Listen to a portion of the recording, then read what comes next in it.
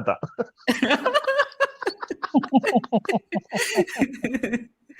अरे भाई मैं भारत की बात कर रहा हूँ, चाइना पहुंच गए, क्या सुन रहे हैं आप अरे के बारे में? नहीं, आपने बताया ना अभी तो आपने बताया कि तिब्बत जो है वहीं पे वेदों की रचना हुई है, दयानंद सरस्वती ने कहा है। और दयानंद हिमालय और सरस्वती जब तिब्बत के जो रीजन था उस क्षेत्र में उन्होंने कहा था। मैं आपको बता दूंगा, अभी सिस्टम लाइव नहीं हूँ, कल हिमालय और सिस्टम कहाँ कहाँ? नहीं, मैं यहाँ पे खोल के बैठा हुआ हूँ, मैं इंतजार कर रहा हूँ कि आप बताएं, अब मैं तुरंत वो पेज खोल के यहाँ पे सबको दिखा दूं। ठीक है, आपका कहना है कि राम भी बुद्धि थे ना? अब मैं पहले ये सब तिब्बत की फालतू बात बातें नहीं पेज करता खोल हूँ। के दिखा दीजिए, पेज खोल के दिखा मैं कह दीजिए। रहा हूँ ये सब फालतू बातें मैं नहीं करता हूँ, मैं ट्रुथ ये कह सीकर रहा जी, हूँ। एक ट्रुथ के तो कायम रहिए, पहले तिब्बत में क्या हुआ, वेदों की रचना हुई। हाँ, कोई एक अरे पॉइंट पे पहले डिस्कस कर लीजिए, ये बार बार मुद्दा बदलने से हाँ सब ये गड़बड़ हो वाला। जाएगा ना। हाँ ठीक हाँ। है, आप ये बताइए कि वेदों जो आप मंगेश पढ़े हैं, जी, पुराण पढ़े हैं? ये वाला सवाल का जवाब आप हमको दिलाओ अब आप इनसे। मैं वही पूछ रहा हूँ उनसे। ट्रुथ सीकर जी, तिब्बत वाला। वेदों की रचना तिब्बत में हुई, सही बात है गलत बात है? वेदों की रचना तो मैंने नहीं कहा, ये तो आप सुन लिए गलत ही। मैंने कहा कि इंसान आपने नहीं नहीं, जन्म लिए आपने थे। कहा है। इनका कहना ये था कि जब मानव इस धरती पे जन्म लिया था, 1,98,00,000 जो भी उसने समय बताया था, उन्होंने ये कहा था कि तिब्बत की जो पहाड़ी की साइड में वहां पे 4 वेदों का ज्ञान मिला था, 4 ऋषि वहां पे जन्म लिए थे। अच्छा हाँ, सुनिए, और कहा ऐसा सुनी बातें छोड़ दीजिए, आपको क्या लगता है कहाँ लिखा गया होगा? एक एक करके लोग बोलिए, जो वेदों में मैं जो एक मैं जितने मैं, मंत्र। हाँ, अरे मैं एक एक बाकी सुनेंगे करके आप? अकेला बोलेंगे, एक बोलता एक करके ही हूँ। बोल रहे हैं लोग। जी जी जी, मैं या तो अकेला मैं बोलता बोलूंगा तो हूँ। आप तीनों लोग बोल लीजिए फिर। नहीं, मैं आपको नहीं नहीं, सवाल आपको पूछता पूरा हूँ। मौका दिया मंगेश जाएगा। जी बोलेंगे, हम लोग म्यूट हो जाते हैं। सर आप पूछो इनसे। ठीक है, पूछ लीजिए। हाँ, ट्रुथ सीकर जी, वेदों की रचना, कहा सुनी बातें छोड़ दीजिए। आपने पहले कहा कि दयानंद सरस्वती जी ने कहा कि तिब्बत में 4 ऋषियों ने मिलके 4 वेद लिखे, ऐसा कुछ तो आपने शायद बोला। हाँ, तो आपको क्या लगता है कहाँ लिखा गया होगा? तो उन्होंने लिखा है कि बुद्धों ने लिखा है?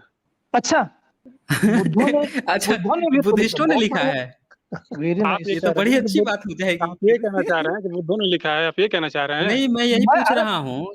अरे ये तो आप कह रहे हैं ना, हम तो ये पूछ रहे हैं कि तिब्बत जो इलाका है, जब से उसकी इतिहास ज्ञात है तब से लोग जानते हैं कि हाँ, वो पढ़ने लिखने में या जो भी आज तक किताबें वहां से मिल रही है वो बुद्धिस्टों का ही इलाका पाया गया है।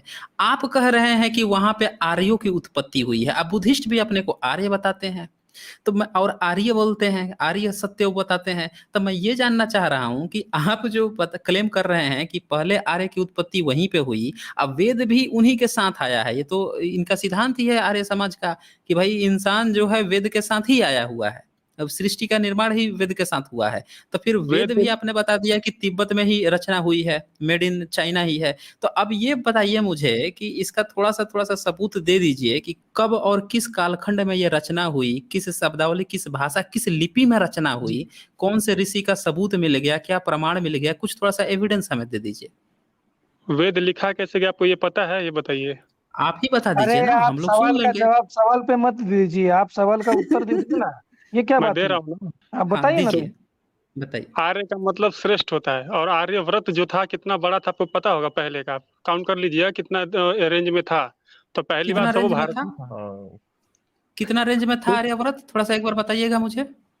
सारे जो पाकिस्तान अफगानिस्तान जो क्षेत्र हैं, थाईलैंड, ये जो क्षेत्र हैं पूरा उस साइड के भी, थाईलैंड तिब्बत तक वेदों तक। में ना उसका सर? नक्शा दिया है, थाईलैंड पहुंच वेदों में गए मैप भी है आपको? उसका। इसका मतलब आपने पढ़ा नहीं है फिर, इसका मतलब आपने बिल्कुल नहीं पढ़ा है कि आर्यव्रत का क्षेत्र पूरे भारत छोड़ दीजिए ना।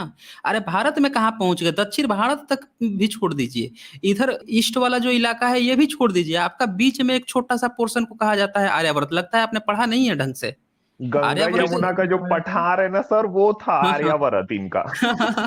इसको ये पहुंचा दिए पता नहीं कहाँ, अफगानिस्तान, थाईलैंड, कहाँ कहाँ पहुंचा दिए।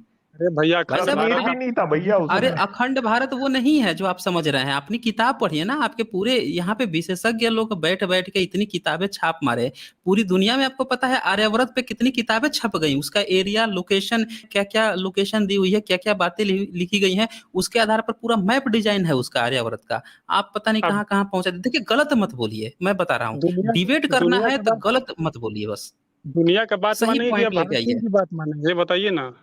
ये एक बात तो बताऊं मैं आपको ट्रुथ सीकर जी, आपकी भी फेंकने की रेंज बहुत ज्यादा हो गई। बहुत लंबी है, बहुत लंबी है इनकी। ये जो आपने फेंक मार दी ना, इसकी भी रेंज बहुत ज्यादा हो गई सर। आप अच्छे से एक बात पे अड़े रहिए कि तिब्बत में वेदों की रचना हुई, यहाँ से आपकी बात शुरू हुई थी, फिर धीरे धीरे आप आर्यव्रत से थाईलैंड से ईरान तक पहुंच गए, और बाद में अभी आर्यव्रत तो ये एक छोटा सा पोर्शन है उत्तर प्रदेश के, आज के उत्तर प्रदेश का इतना इतना छोटा सा पोर्शन रह गया। एक मैं आपसे एक सवाल पूछ रहा हूँ, उसका सिर्फ जवाब दे दीजिए। आपको क्या